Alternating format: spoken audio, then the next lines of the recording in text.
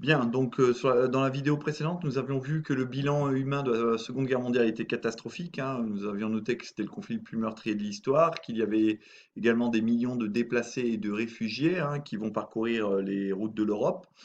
Ensuite, nous allons voir que les violences qui ont eu lieu pendant la Seconde Guerre mondiale vont se poursuivre après la guerre, hein. C'est pas parce que la capitulation allemande a été prononcée le 8 mai 1945 que ça y est, tout d'un coup, tout s'arrête. Non, les violences se poursuivent pardon, après la guerre, hein. Notamment ben, justement en Allemagne, hein. Les soviétiques continuent à violer massivement les femmes allemandes. On parle de 2 à 3 millions de viols, hein, et donc qui sont normalement considérés aussi comme des crimes de guerre.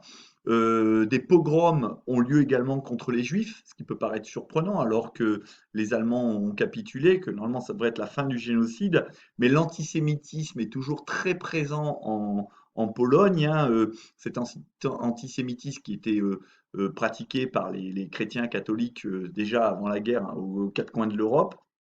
Il suffit de se souvenir de l'affaire Dreyfus en France, que vous aviez vu en première. Eh bien, en Pologne, par exemple, dans la ville de Kielce, il y a 42 morts à la suite d'un pogrom, donc à la suite de massacres spontanés de juifs en 1946, qui va inciter aussi pas mal de juifs polonais eh bien, à vouloir définitivement fuir et notamment partir en terre promise en Palestine pour essayer de constituer un foyer juif. Les violences se poursuivent après la guerre également par le biais des règlements de compte, hein. Ceux qui avaient été du côté des puissances de l'Axe, eh bien, se font exécuter sans autre forme de procès, hein. On avait parlé de l'épuration en France, mais cette épuration, elle se poursuit aux quatre coins de l'Europe, hein. On règle les comptes. Et puis certains pays sont passés directement de la Seconde Guerre mondiale à la guerre civile. C'est le cas par exemple de la Grèce où immédiatement une guerre civile a lieu entre partisans du communisme et opposants au communisme.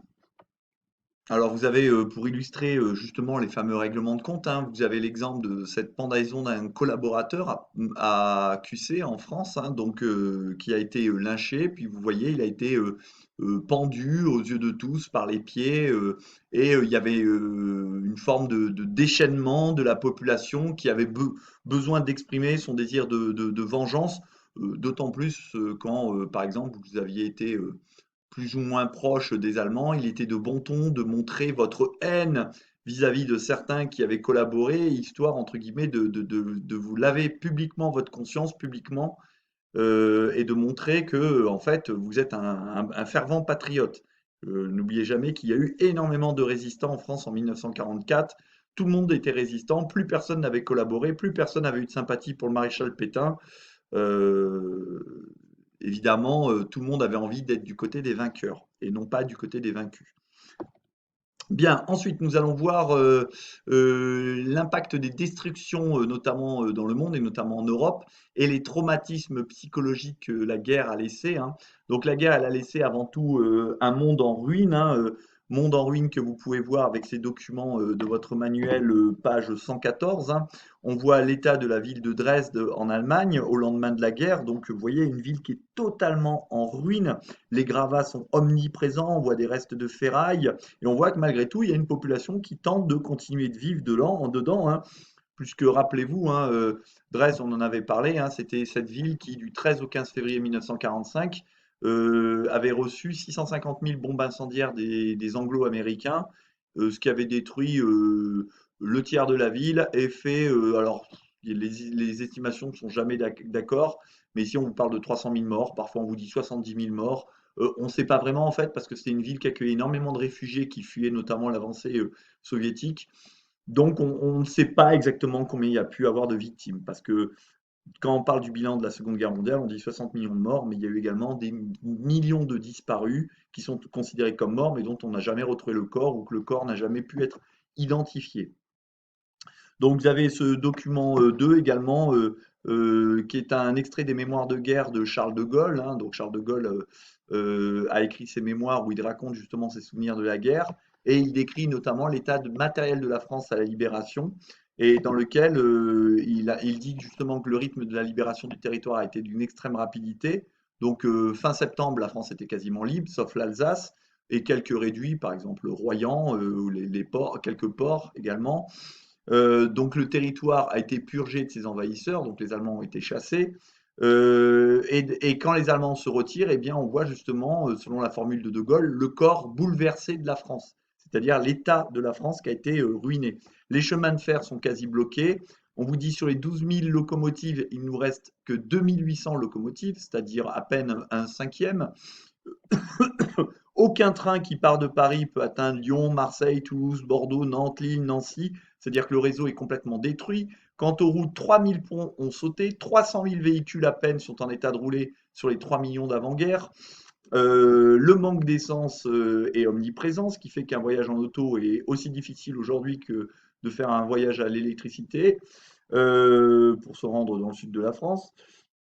Donc finalement, toute la France est complètement désorganisée, hein, et le fait que le réseau de transport soit complètement désorganisé, soit en ruine, eh bien ça désorganise également le ravitaillement. Donc il est difficile de transporter des produits alimentaires aux quatre coins de la France, plus qu'on n'a plus de réseau en état et suffisamment de véhicules.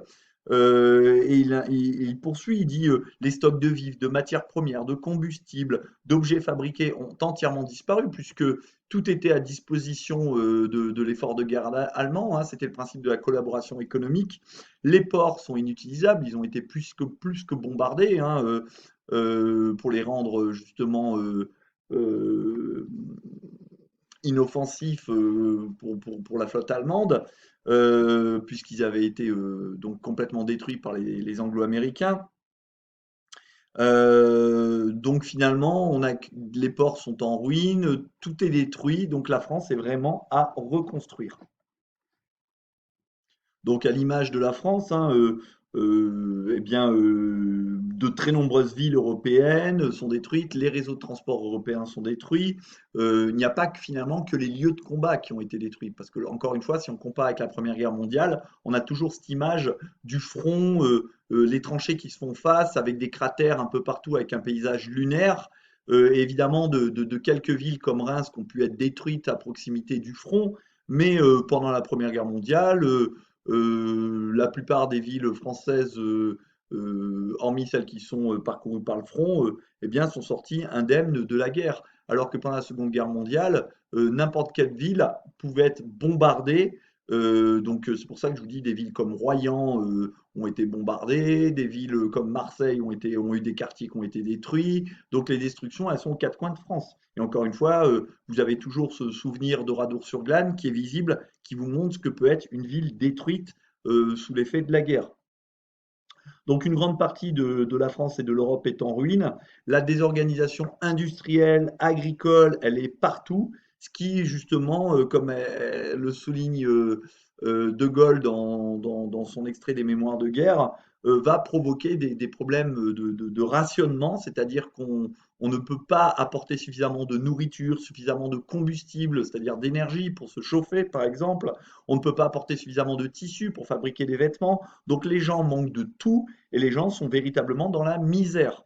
Pour vous donner un ordre d'idée, pendant la Seconde Guerre mondiale, en France, avait été mis en place des tickets de rationnement, c'est-à-dire qu'on limitait la quantité de nourriture, la quantité de vêtements, la quantité de, de, de, de d'objets qu'on pouvait obtenir, eh bien ces tickets de rationnement, ils vont perdurer jusqu'en 1949, c'est-à-dire près de 4 ans après la fin de la guerre, on utilisait toujours des tickets de rationnement, c'est-à-dire que vous ne pouviez pas acheter tout ce que vous voulez, vous étiez obligé de vous rationner. Ces problèmes de la misère, ils vont toucher par exemple un pays comme les Pays-Bas, qui a pourtant été libéré fin 44, comme la France, mais qui entre 44 et 45 a connu 20 000 morts à cause de la famine. Donc les Pays-Bas, la Hollande, notre pays voisin, ont mouru de la famine en 1944-45 à cause justement des conséquences de la destruction totale et de la désorganisation agricole qui ne permettait plus donc de nourrir la population. Alors, une conséquence également de toutes ces destructions, vous pouvez imaginer qu'à Dresde, par exemple, tous ces gens que vous voyez là, eh bien, ils ont d'immenses problèmes pour se loger. Le manque de logement, il est flagrant, il est présent partout. Et c'est pour ça que, par exemple, ben, vous savez, en Haute-Vienne, pendant la Seconde Guerre mondiale, il y a eu un célèbre camp qui était le camp de Nexon. Eh bien, les bâtiments qui servaient à accueillir des déportés, eh bien, ils ont été réutilisés, ces bâtiments, eh bien, tout simplement pour loger des familles après la guerre. Parce qu'on avait besoin de bâtiments pour loger des familles. Tout était détruit, donc il fallait loger les gens. Donc, des problèmes de logement, des problèmes d'alimentation, des problèmes de transport. L'Europe est en ruine. Finalement, le seul pays qui est vraiment épargné et qui a participé à la guerre, ben, c'est les États-Unis qui, hormis la base de Pearl Harbor, n'ont subi quasiment aucune destruction, évidemment. Alors, en dehors d'un monde en ruine, on a également, au lendemain de la Seconde Guerre, des opinions qui sont bouleversées, notamment par, en 1945, l'ouverture des camps. Donc, les Alliés vont commencer à libérer les camps de concentration. Et ben, cette ouverture des camps va être relayée par les médias, hein. Donc, il y aura des films qui vont être faits, des reportages, des photographies. Et là, par exemple, vous avez la photographie d'un baraquement des détenus au camp de Buchenwald, donc en Allemagne, peu après sa libération par les Américains. Donc, ça a été une reconstruction parce que on a demandé aux prisonniers donc de se disposer comme ils étaient quand ils étaient prisonniers. Et vous voyez donc déjà l'état de maigreur des prisonniers, le nombre, comment dire, la très forte concentration des prisonniers par chalit, hein, ces lits de 3 étages. Et encore, ça c'est soft, mais les images évidemment de charniers qui vont être relayées et également les nombreux témoignages des survivants, eh bien ça va traumatiser les opinions qui vont se rendre compte à quel point l'homme est capable de commettre des horreurs et ça va véritablement bouleverser l'opinion. Et l'opinion va également être bouleversée grâce ou du moins plutôt à cause de l'utilisation d'une nouvelle arme, l'arme atomique, qui, comme le souligne l'écrivain Albert Camus dans cet extrait du journal Combat du 8 août 1945, donc au surlendemain du bombardement nucléaire d'Hiroshima, eh bien, il dit grosso modo que une bombe de la grosseur d'un ballon de foot est capable dorénavant de raser n'importe quelle ville d'importance moyenne dans le monde. Et il dit que la civilisation mécanique vient de parvenir à son dernier degré de sauvagerie. Il va falloir choisir dans un avenir plus ou moins proche entre le suicide collectif ou l'utilisation intelligente des conquêtes scientifiques. Donc dorénavant, la science n'est plus vue seulement comme source de progrès, là, ce qui était le cas au 19e siècle avec l'invention de la vaccination, de la radiologie, tous les progrès dans le domaine médical qui faisaient penser que la science était toujours source de progrès pour l'humanité. Dorénavant, avec les bombardements nucléaires, la science peut être vue également comme source de destruction et dorénavant, comme le souligne Albert Camus, eh bien, l'homme est capable de détruire l'homme, l'homme est capable de détruire l'humanité grâce, ou plutôt à cause de l'invention de l'arme atomique. Donc cela crée de l'angoisse, cela traumatise les opinions et cela crée beaucoup d'interrogations sur la science.